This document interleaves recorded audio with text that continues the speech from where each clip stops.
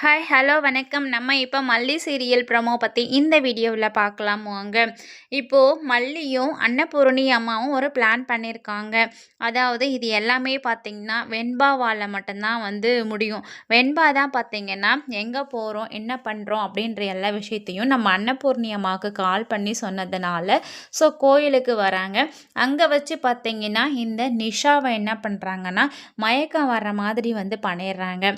அதுவும் பிளான் பண்ணி தான் அவங்களே வீட்டிலேருந்து பிரசாதம் கோயிலுக்கு கொண்டு வர்ற மாதிரி கொண்டு வந்து அதில் மயக்க மருந்தை கலந்து கொடுக்க சொல்லி வேற ஒருத்தர்கிட்ட பிரசாதமாக கொடுக்குறாங்க. ஸோ அவங்க கொடுத்துட்ருக்கும் போது நம்ம நிஷாவும் போயிட்டு வாங்கி சாப்பிட்றாங்க. ஸோ அதுக்கப்புறம் நிஷா என்ன பண்ணுறாங்கன்னா மயங்கி கீழே விழுந்துடுறாங்க.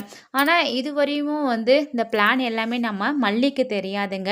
மல்லி கேட்டுக்கிட்டே தான் வராங்க. என்ன பெரியம்மா என்ன என்ன நீங்கள் என்ன பண்ணுறீங்கன்னு எனக்கு ஒன்றுமே புரியல அப்படின்ற மாதிரி சொல்லிட்டு தான், ஏ மல்லி நான் என்ன பண்ணுறேன்றது உனக்கு இன்னும் கொஞ்சம் நேரத்தில் தெரிய வரும், பாரு என்ன நடக்குதுன்னு கொஞ்சம் பொறுத்திருந்து பாரு அப்படின்ற மாதிரி சொல்கிறாங்க.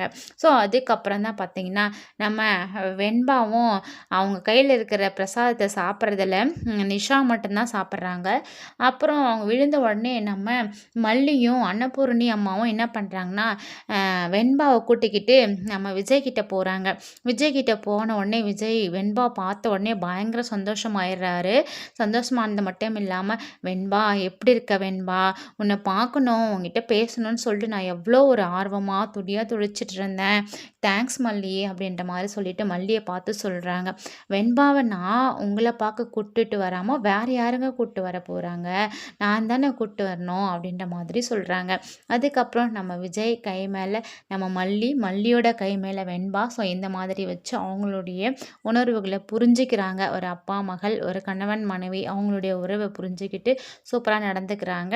அது மட்டும் இல்லாமல் இப்போது நம்ம விஜயோட கேஸு ராஜேஸ்வரியை எப்படியாவது அவளை தோக்கடிக்கணும் அப்படின்ற மாதிரி தான் தேவசேனா வந்திருக்காங்க. வெயிட் பண்ணி பார்க்கலாம். Thanks for